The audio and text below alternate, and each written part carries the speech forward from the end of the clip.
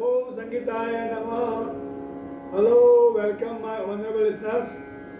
I am Pravan Kumar K. Parmar Sargam from Gandhinagar, Gujarat, India. Okay.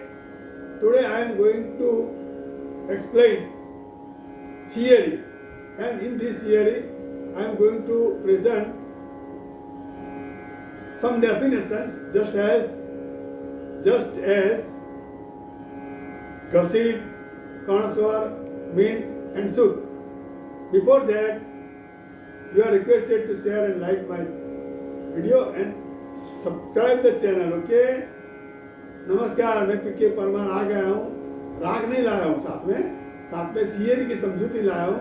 और आज हम परिभाषा क्या है समझेंगे. उसमें ज़्यादातर कर्ण स्वर है, फिर मिंड, घसीट और शुद्ध, ये चार जो परिभाषा है उसके बारे में इन शॉर्ट में समझेंगे, प्रैक्टिकली समझेंगे कि क्या है. ये बहुत आईएमपी है. जैसे कि आप कल्पना करो कि अगर किसी नारी ने, किसी स्त्री ने कोई गहने नहीं पहने तो कैसी लगती है, ये समझ लो. अगर किसी तालाब में कमल नहीं हो तो कैसा लगता है, अगर रात को चंद्रमा नहीं हो तो कैसा लगता है. तो ये सब बातें हैं. अगर कोई लता हो, उस पर फूल नहीं है, कोई वृक्ष से उसमें पत्ते नहीं है तो कैसे लगते हैं, ये कल्पना करो. इसी प्रकार हमारा जो गाना बजाना है, इसमें जो ये गहने नहीं होते, कैसे ये जो है ना, कर्ण स्वर, घसीट, मींड, शुद्ध, ये सब गहने हैं, अलंकार है, संगीत के अलंकार है.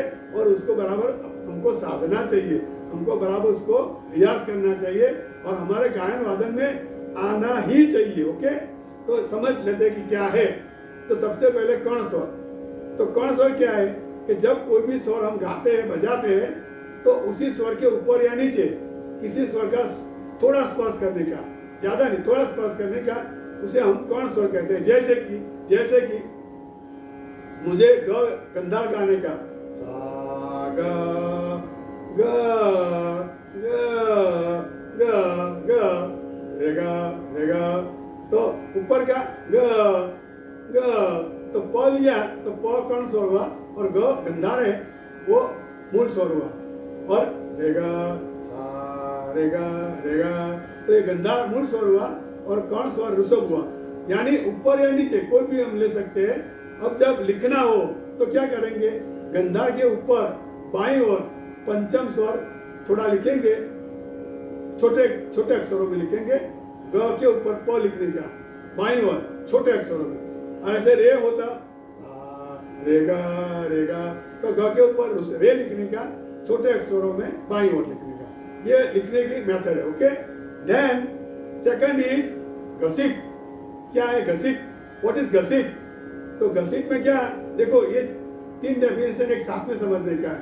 घसीट, मींड और शुद्ध, ये सब साथ में समझने की. ये सब डेफिनेशन जो है, परिभाषा है, वो एक जैसी है. थोड़ा डिफरेंस है लेकिन सब एक ही है. इसमें क्या है कि एक स्वर से दूसरे स्वर पर जाते समय बीच में जो समय आते हैं उसको खंडित किए बिना, ध्वनि को खंडित किए बिना जाने की क्रिया को क्या कहते हैं, घसीट कहते हैं, या मिंड कहते हैं, या शुद्ध भी कहते हैं. लेकिन घसीट क्या होता है, जब पासा गा तो ऊपर से नीचे से ऊपर जाता है ना, पासा, तो ये घसीट हुआ. ग रे पा ग सा, तो घसीट आरोह में होता है. ओके. घसीट कहाँ होता है, आरोह में होता है. और लिखने की मेथड ये है कि प और सा लिखने का, ऊपर अर्धचंद्र करने का, ऊपर तो छाता पहना देना, छाता पहनाने के ऊपर पंचम और सरद के ऊपर अर्धचंद्र करने का. इसका मतलब हुआ कि घसीट है या मिंड है. अच्छा, मिंड में क्या होता है, सा प ग परे पग सा प साद सा प सा ग परे पसा. तो ये सब मिंड हुई. उसमें क्या है, सा तो सा प लिखने का, ऊपर अर्धचंद्र करने का, पग ऊपर अर्धचंद्र करने का। तो यही निशानी है क्या, विंड कर बताने की। देन दैट इज, ये दो बात समझ में आ गई। घसीट आरोह में होता है और विंड होता है अवरोह में, लेकिन ये गाने में होता है। जब हम गाते हैं किसी राग में तो ये गहने उसमें बताना चाहिए। ये गहना नहीं हो तो राग अच्छा ही नहीं लगेगा।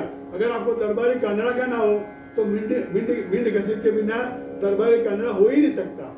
ऐसे बहुत सारे राग है कि जहाँ घसीट विंड होना ही चाहिए, और छोटे रागों में तो बहुत अच्छा लगता है। तो घसीट विंड ये गहना पहनना ही पड़ेगा हमको। ओके, देन सुत। तो सुत में क्या होता है, वही बात है कि एक स्वर से दूसरे स्वर पर जाते समय बीच में जो स्वर आता है उसको स्पर्श करने का, वही बात है। खंडित ध्वनि नहीं, वही बात है। लेकिन क्या डिफरेंस है, देखो उसमें घसीट विंड एक ही है आरोह अवरोह में।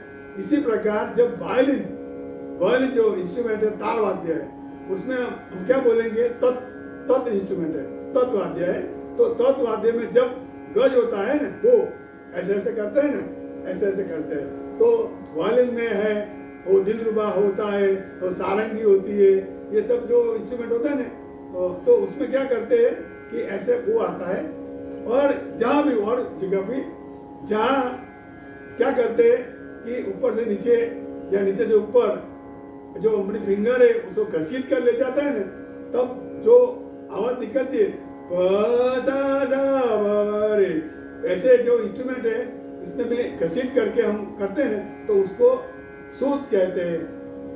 तो डिफरेंस बहुत नाजुक थोड़ा सा डिफरेंस है कि जब गाते हैं तो घसीट विंड आता है, और जब बजाते हैं, कोई भी वाजित्र बजाते हैं तो बजाने को जब बोलते हैं तो उसमें सूत बोलते हैं कि भैया सूत बजाया। लेकिन ज्यादातर लोगों को मालूम भी नहीं था सूत क्या होती है, लेकिन सब बोलते हो विंड, हाँ बहुत अच्छा विंड लगा, बहुत अच्छा घसीट किया, ऐसे बोलते। लेकिन इंस्ट्रूमेंट में उसको प्रॉपरली वर्ड है सूत। तो आज हमने समझा कौन स्वर, व्हाट इज स्वर्ण स्वर, व्हाट इज घसीट, what is wind and what is सूत, और सबके बीच में डिफरेंस जो है वो भी समझा। तो आज इतना ही करेंगे। Thank you, all the best. ओम संगीताय नमः।